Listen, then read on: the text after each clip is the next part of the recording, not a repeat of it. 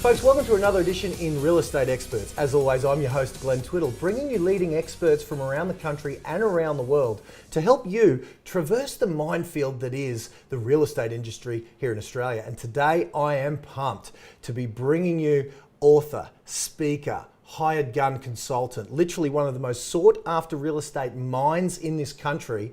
And from the list of his clients singing his praises being a mile long, I'm just so glad I could have tracked him down to get some time. I'm talking about none other than the author of Selling for More, Dan Clarke. Mate, thanks so much for hanging out a little bit here, man. Oh, you're welcome, Glenn. Thanks for having me on. Oh man, my pleasure, bud. It took me a while to wear you down to get you into the into the zone. So thanks, bud. I appreciate it. You're welcome.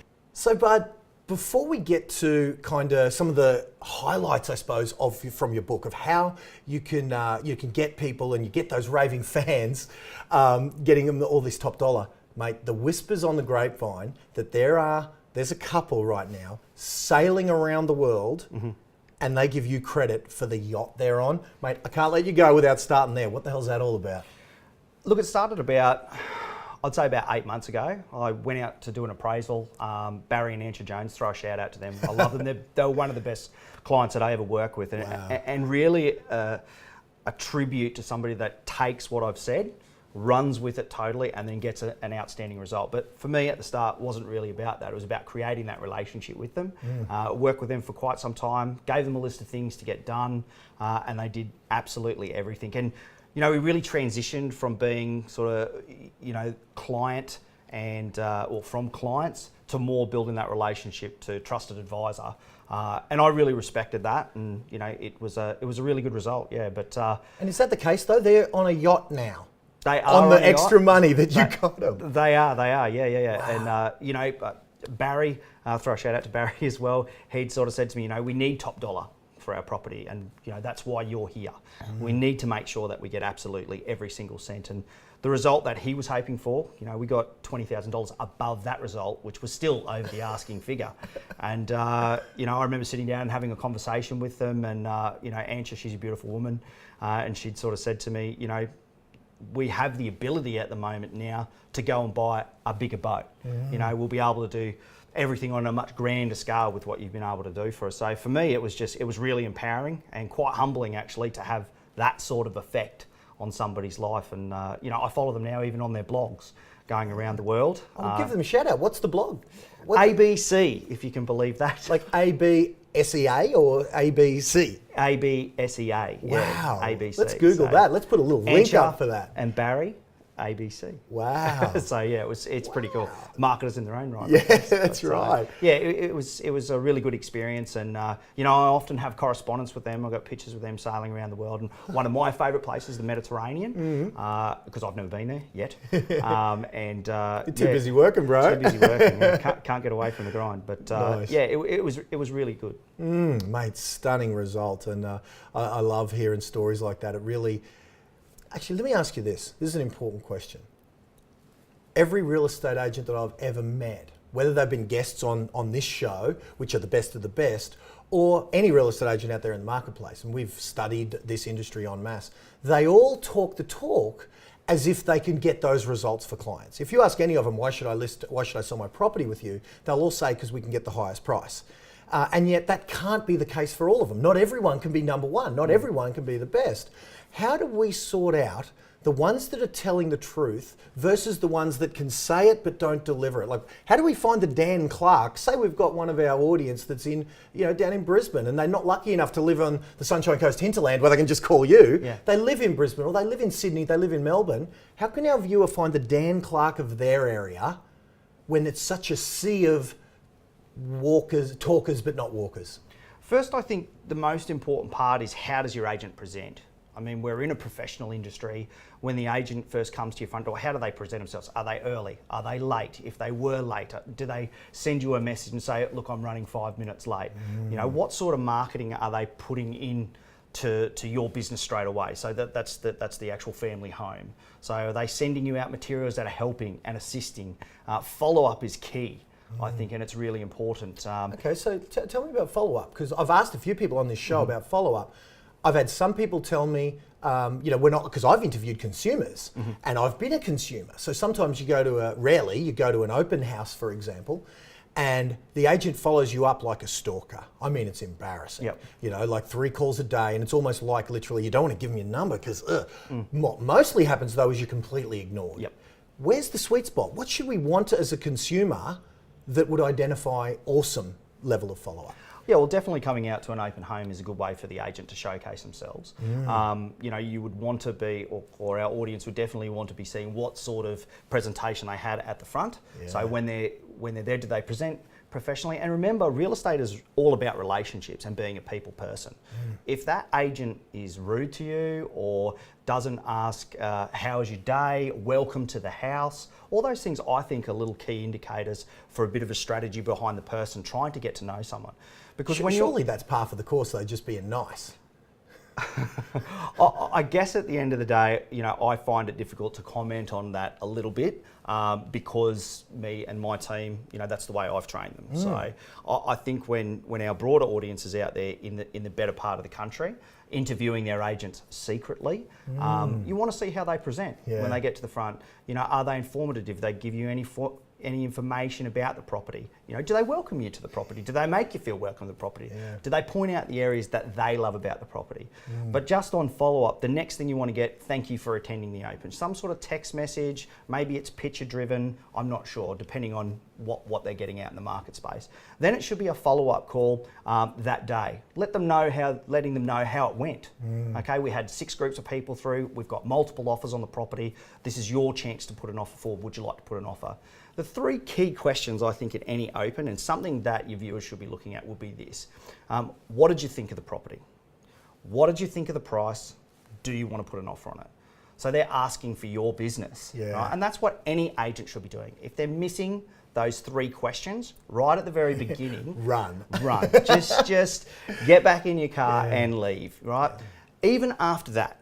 So you've asked the questions, and like we said about the sales agent. Let's say we've given, you're not bad, Dan, you know, let's role play for a little bit. So, because again, this is giving you a masterclass, do this, and then you'll find your Dan Clarke of your area. So let's role play. You've asked me those things. What was the first question again? So what did you think of the property? Oh yeah, not bad, mate. Yeah, it was okay. Yeah, look, actually it was nice. Okay, was there any key area that you really enjoyed? Mate, that pool feature out the back, I hate to say it, but my kids already moved in. Yeah. With the waterfall-y thing in the pool. I know it's a little thing, but my kids already moved in. So you know what? When the kids like it, it's kind of nice. Few issues though. When I get grown up now, I've got to say there's a few issues though. Yeah. Okay. Fair enough.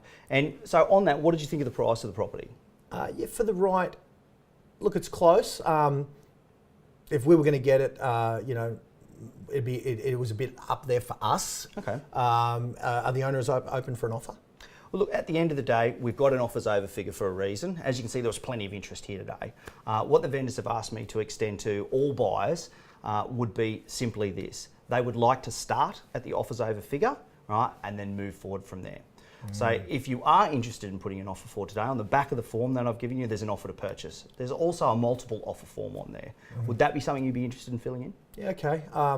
Let me have a think about it, mate. Let me chat to the missus and see how serious we are, because we did like it and the kids have already moved in. Sure. But we've just got to figure out a couple of things about location. So. Okay. Glenn, can I just ask you one small question? If it was to go under offer today, would you like to know about it? Yeah, please. Okay, fantastic. So I'm okay to give you a call back later on? Yeah, for sure. Okay, fantastic. Jesus. Now, to my viewer out there, you find a gentleman who can ask you that sort of question with that sort of rapport, hire them. Dan, I've got to say, mate, that sort of... Let me ask you this. This is interesting because I've interviewed a lot of guests on this show and I've interviewed a lot of real estate agents around the country. That was a masterclass in what it is a real estate agent should be doing.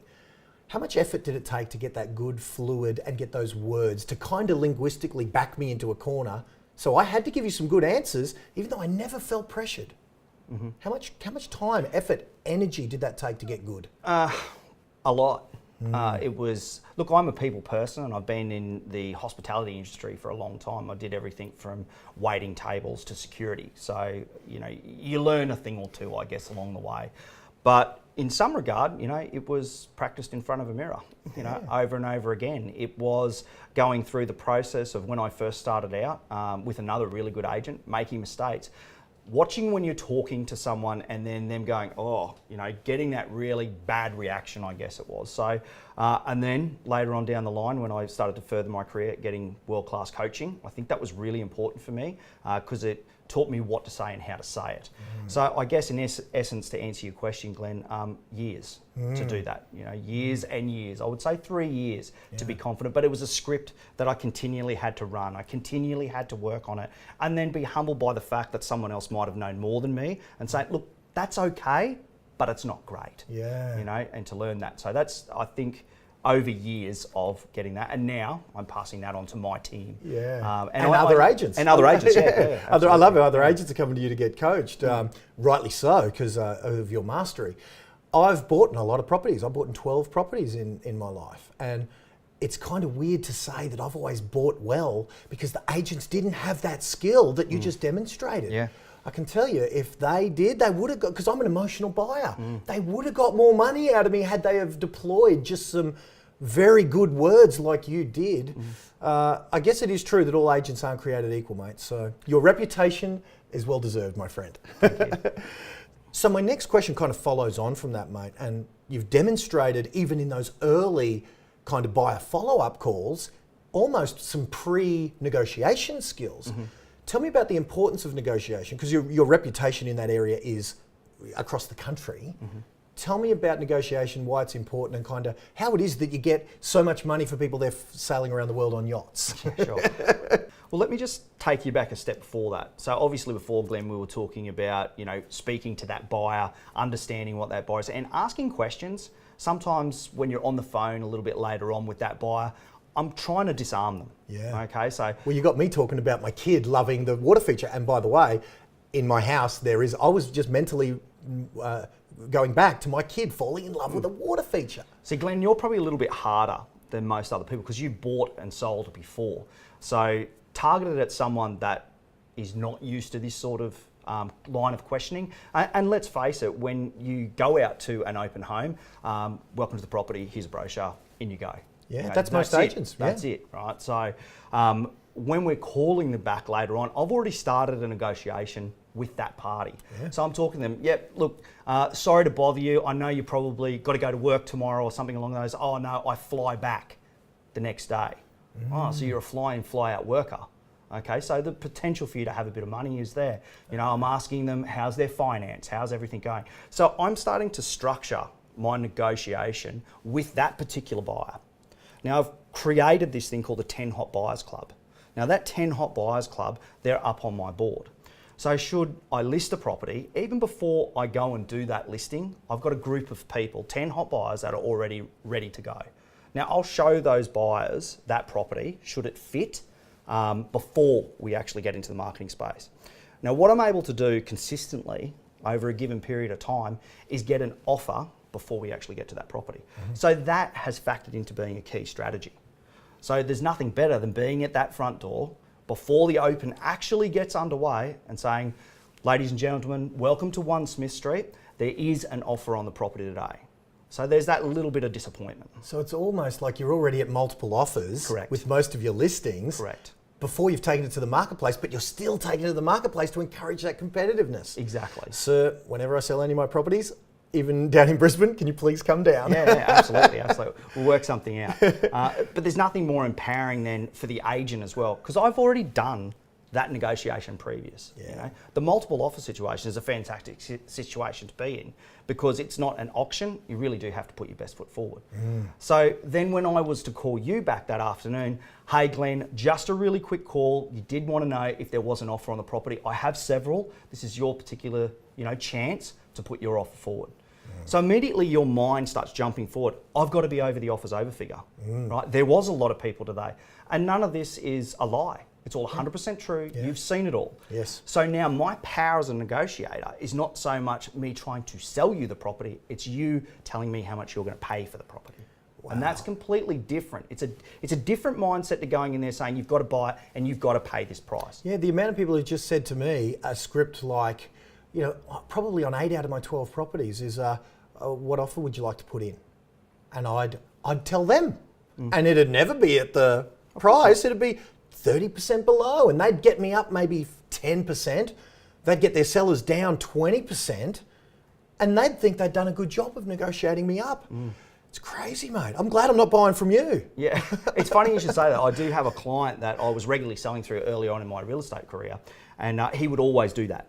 He would always come in under, and I would just fight him on it. I mean, one day, one particular negotiation, we worked over a week, right? And I think he was about $10,000 below, and I got him to about $15,000 above, with a range of strategies, those negotiation strategies. And I guess if your audience is going to take anything away from that, the agent really needs to demonstrate what sort of strategies they're going to use in order to get more money. Because the answer to the question is always no, unless you ask the question. Yeah. And I guess in some regard, you've got to have the tenacity to ask that question.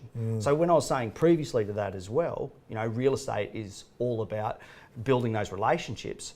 When I'm talking to that buyer, I'm trying to find that sweet spot with the buyer. I know how hard to push, how hard I shouldn't push. If I can use that buyer's offer because this guy's a fly in, fly out worker, he's already indicated to me that potentially he could pay tens of thousands of dollars over asking. So I'm targeting those different groups in there. But what I'm not going to do is I'm not going to burn my little buyer down here. I'm going to use them. They're going to go into my 10 Hot Buyers Club, and then I'm going to try and find them something later on down the line. So you need to have an agent, or when you're looking for an agent, or if you're looking for a superior negotiator, they've got that skill set that they can say, this is what I do day in, day out, right? And these are the strategies I'm going to employ once we get you an offer, right, to drive that offer well above the asking figure. And I don't think every agent can do that, and I think that's what separates the men from the boys, or the chickens from the hens. You've really, that agent's got to demonstrate to you that they can negotiate. Yeah, I love that. It sounds to me like because there's a lot of discussion. A lot of my viewers ask me about the cost of transacting a property, whether it's agent's fee or whether it is a contribution to marketing, and how all of those costs of transacting accumulate to sometimes be a sizable amount of money. When you're demonstrating this, it sounds to me like you're clearly showing you're earning your comm as opposed to just asking our viewer for. You see what I'm sort of saying there? Can you speak to that about the cost of transacting a property, and how there seems to be some agents that'll work for virtually nothing, and there seems to be some agents that are, a year's salary for your average Australian, and everywhere in between. Can you speak to that differential to know that we're getting value for our investment? Yeah, for sure. Look, everything I just said before, I think it does come back to how the agent is marketing themselves. If they're showing up in a polo shirt and jeans, look, don't necessarily judge them on what they're driving. But it might be one strike. It might be one strike. You've got to present as professional. I think part of the key strategy in negotiating is that when that buyer is standing in front of you, yes, you've got a commonality with them, but they're also looking at a professional. Once they see that professional image, this guy knows what he's talking about. You need to be able to demonstrate that. It gives them an unconscious signal. Don't play. That's Don't right. mess around. Yeah. I'm I'm good at what I do, right? And you can see that I'm successful. So when I'm telling you this is the way it's got to go down, this is the way it's going to happen. Sometimes that's roundabout by talking to them, finding out where they work, if they're finance approved. And look, on that, guys, I can help them with all of that because I've got a fantastic team behind me. That's really important. Does that, just on that point before you move on, because I love this, does it ever intimidate buyers and put them off? Or do you use, because you're obviously very personable, do you find it's a challenge to weigh up the professionalism, not quite intimidating, but you're dealing with a pro, versus the rapport that you build with them when you're genuinely trying to help them get that right property? Yeah, absolutely. I think all things through honesty. That's a really important thing. They need to feel like you're assisting them. And that's what a professional does. No matter what you do in your professional arena, you're there to help, right? You're there to guide them through the process, right? Not be arrogant about it.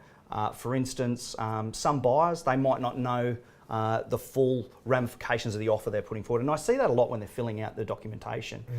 So we guide them through that process, asking the key questions. Are you financed approved? Oh, we haven't even looked at that yet. Look, I've got a finance team behind me. Can I get one of them to give you a call? And I get nothing out of that.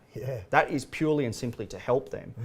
When we're going through the offer process, guiding them through that process. And I'm honest, I will say to them, look, you understand I work for the vendor, but I make these transactions hundreds of times a year.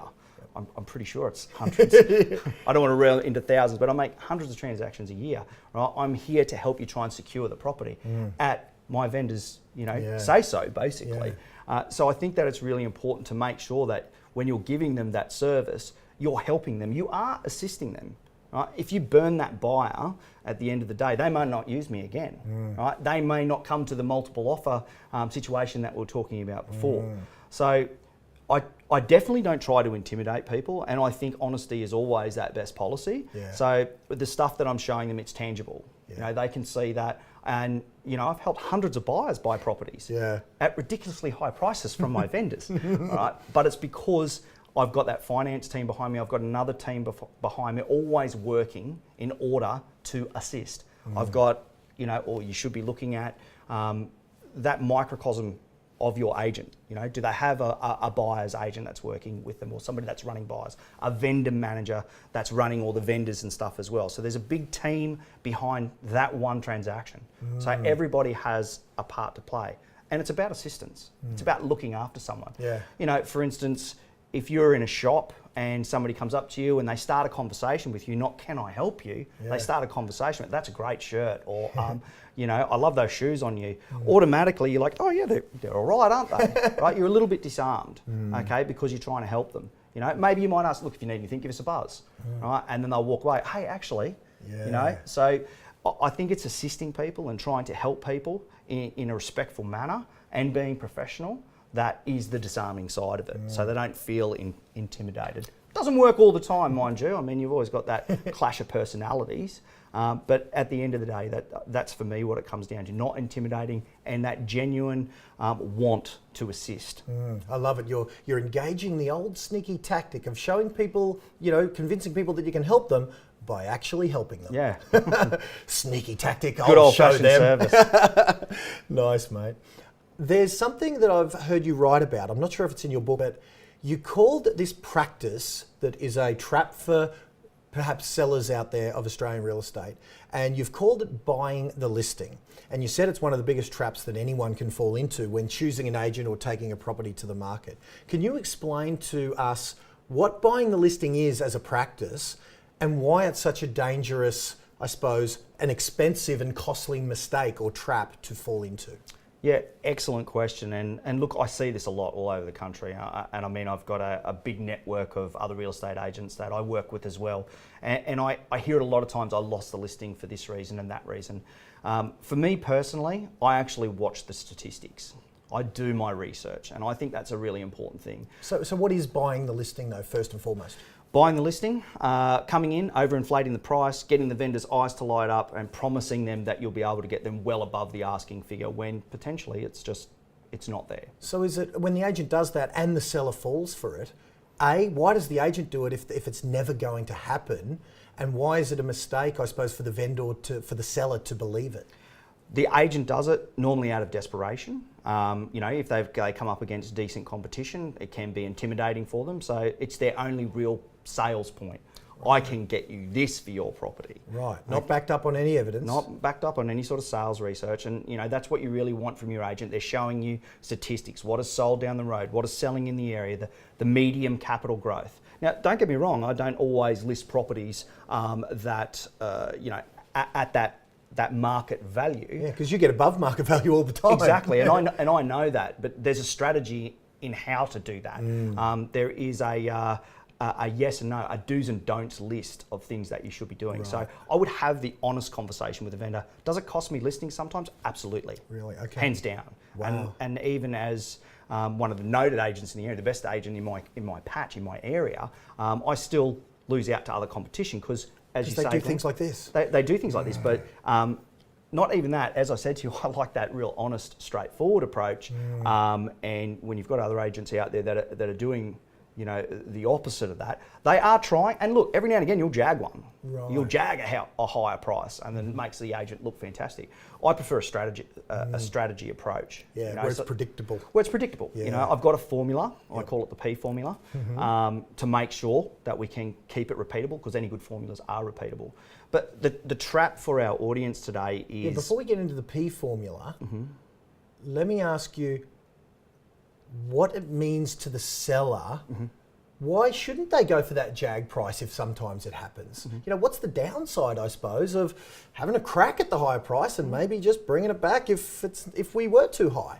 Yeah, look, and sometimes I can engage that strategy as well, but it's a strategy based around, look, after a certain amount of time on the market space, right, if we haven't had any interest, we need to pull it back to there, and that's okay. But here's the one thing that, you know, I live and breathe by, right? And I always tell my vendors by this, but I facilitate if they would like to look at a higher price, because at the end of the day, it's not my property. Yeah. Okay, and only the buyer, the seller can release it. Okay, so it is up to them to do that. But I call it the greatest week of interest. Okay, and it has to be week 1 and 2. They're the greatest weeks of interest, if you will. Okay, that's when the most competition is going to be in the market space. That's when your property is entering into realestate.com and all of those other fields. Okay, that's where the potential, the absolute potential to get you tens of thousands of dollars over asking. We've all seen it. You've been on the market for a long time, the price starts to slide, you're not dealing with multiple buyers anymore, so therefore there's no chance of getting a multiple offer on your property. The urgency has all gone out of the market space, and now you're just dealing with one buyer. And if that one buyer's smart, they've done their homework.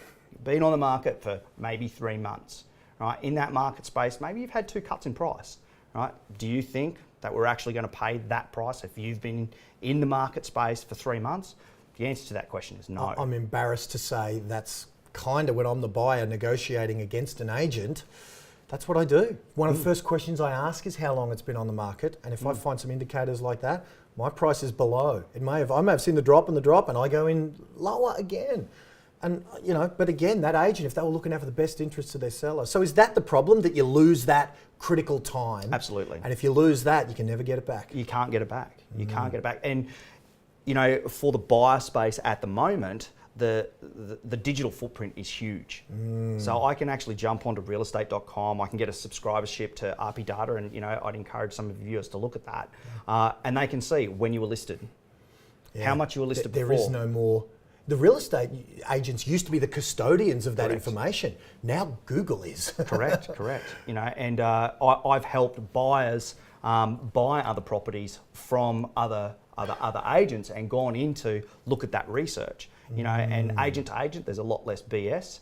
So you can go straight into that and say, look, I can see you were listed in 2015 for 500,000. You know, you were on the market for 192 days and you didn't sell. Now you're coming into the market space at 550,000, where the medium capital growth definitely doesn't exceed that $50,000 value. Realistically speaking, what is your vendor after? Wow, man. So you're helping your clients when you're not selling for them, so that you've only got a loyalty to them legally, morally, and obligation. And you're helping them buy for better prices, and then when they're going to sell, they sell for better prices. So they buy at the lowest price, and you help them do that. Man, hired gun negotiator, you've got that on your bio. Yeah, that is not just whistling Dixie, is it? Mate, well done, bud. I can see that you know, all agents aren't created equal. I love spending time, you know, with agents like yourself. So my last question is kind of weird, that my last question probably is going back to the first step. In order to craft these great prices with these multiple offers and everything you've talked about, taking advantage of that thing you just talked about being that magic week, I think you called it, the weeks 1 and 2. Week of greatest interest. Yeah, wow.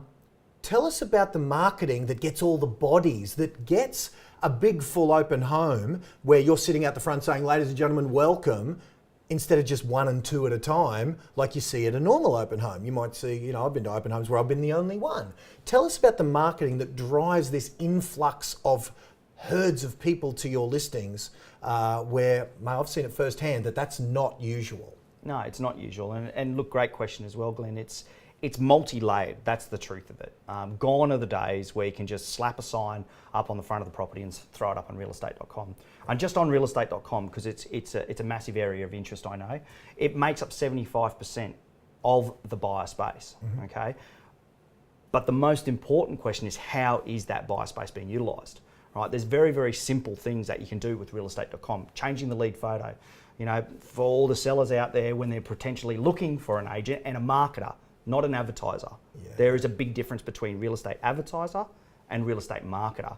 A marketer is somebody that's going to definitely add value to your property. And, you know, hands down, the agent that can bring the most competition into the market space is going to be the winner, because they're going to put the most money back in your pocket. So that when you say competition, the most buyers falling in love with the house, Correct. competing with each other Absolutely. is what you mean. Right? Absolutely. Making my job really easy, right, at the end of the day, because we've already done the groundwork that we talked about.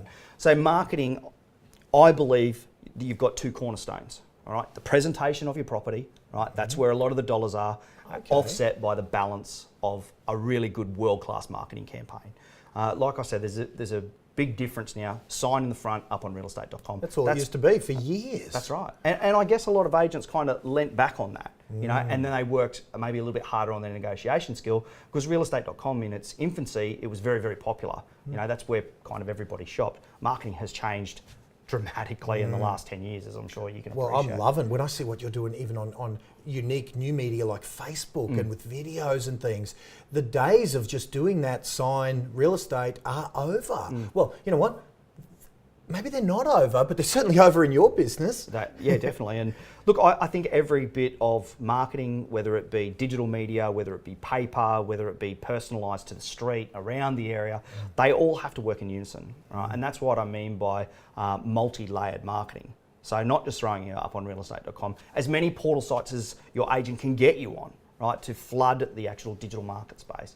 And that's all got to feed back, right? I think videos are a very, very powerful form of digital media. One, because when you're looking at it, if you don't touch it, it's silent. You can still be watching TV, still be pretending to talk to a friend or your wife or anything along those lines, or your wife to your husband. You know, so that is a very, very powerful tool. I love some of your videos. They're engaged, and they look like little short films. They don't just look like some slides on the you know, some pictures that are sliding through. Like you've got little mini movies going on. Are they as expensive as they look? Look, I think good marketing, and just depending on, you know, agents around the country and who you're using, an agent should be competitive in their marketing. So I don't think that the video side of it should be hugely expensive, because it is a big aspect, but it is one aspect. So when we're looking at marketing in total, what we want to be able to do is spread our marketing dollars over a varying array of different sites, whether that's social media, paper, as in your local paper. I find that's a hugely successful tool, to the street, to the database, you know, Instagram, all those particular areas of focus. So if you've got an agent in there that's just going to put you up on realestate.com and potentially domain, it's just not enough in today's space. Yeah, today's unique new landscape, I agree. That it's a changing world, isn't it? Just consider this, for instance. So most of us are on Facebook, okay? Most of us. I would say everyone. I think my dad was the last one who was holding out. He just got a Facebook account a couple of months ago. I think he was the last one in the world. I just got back, mate, from Fiji. And there are people like in villages I was sitting on a mud floor, and there was a kid with a smartphone. Yeah. I thought I was losing my mind. An active smartphone in a Fijian village. Wow, we are in a new world. We are in a new world, and it is about connection. You know, the old mantra of somebody needs to see your product 16 times to engage it, that's kind of gone now. So as I said to you, so you're on Facebook. What sort of search engine do you use? For real estate buying? Oh, anything. For anything, Google. Google, okay. So there's 2 points on the internet that we can kind of find you. So you use realestate.com to search for properties. Sure. There's 3. Yep. Right, in those 3 mediums, if I can make a connection, have you ever looked on your phone? Okay, and on your phone, as you're looking down, you've applied, you know, or you've looked at a certain product. All of a sudden, you're somewhere else, say it's Bunnings, and you're looking down at the phone, you're like, hey, there's that fat diet or whatever we're looking at, just comes up. Yep. How did that get there? Yep. You know? I get it. You know what? I had to investigate that, because when that first happened to me, my partner was looking at a pair of shoes, a very particular pair of shoes. And then a day later, that pair of shoes popped up in her Facebook feed. And she thought, the universe is telling me that they're my shoes. They're the same ones I was looking at a day and a half ago. And she bought them thinking it was the universe. And I find out it's not the universe, it's a marketer. Brilliant. So are you using that strategy in property marketing? But in a multiple spread. So because as an individual, you're completely different. You know, my wife, yes, she uses Facebook, she uses Safari, right? She doesn't use Google. You know, I've got other friends that use lots of different search engines.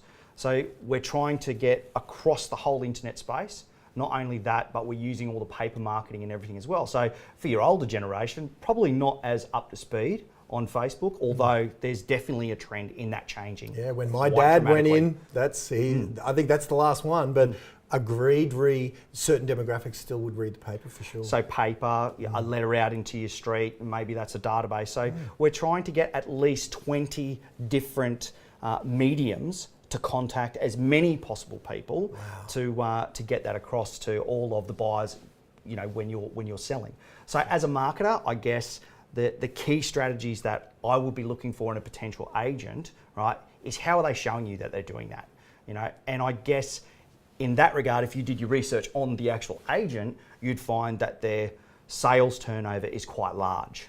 Okay, they're doing good turnover. Not only that, they're doing it in a very quick time frame and not giving it away, right? They're actually getting tens of thousands of dollars over that asking price. To me, that is a real good indicator of a real estate marketer. Not only that, how do they market themselves? As we were saying before, you know, that's really important. What sort of money are they putting into their marketing materials? You know, old saying, nothing breeds success like success, right? So when you have a successful agent, bringing success into, you know, your potential, you know, the most valuable thing you'll ever own.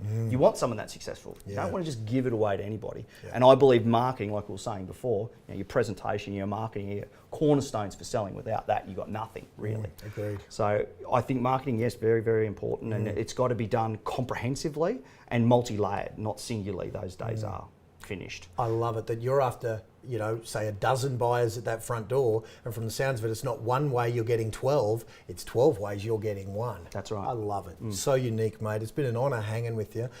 Folks, I've negotiated with Dan a couple of dozen copies of his book, Selling for More. So if you'd like a copy, just head to the URL down there. And I've employed my negotiation skills by getting our man here to shout and give you one for free. So, Bud, thanks a million for that. It's been an honour hanging with you. And mate, I tell you, the people up there in the Sunshine Coast hinterlands are in good hands, and your reputation, sir, well deserved. Thank you, Glenn. Appreciate it. No problem. Folks, there is one of the most comprehensive episodes of Real Estate Experts as far as helping you transact your property that we've done in the history of this show. So I'm honoured that Dan Clarke was able to spend some time with me. Grab yourself a copy of that book for yourself. You'll be doing yourself a favour. And until next time, guys, bye for now.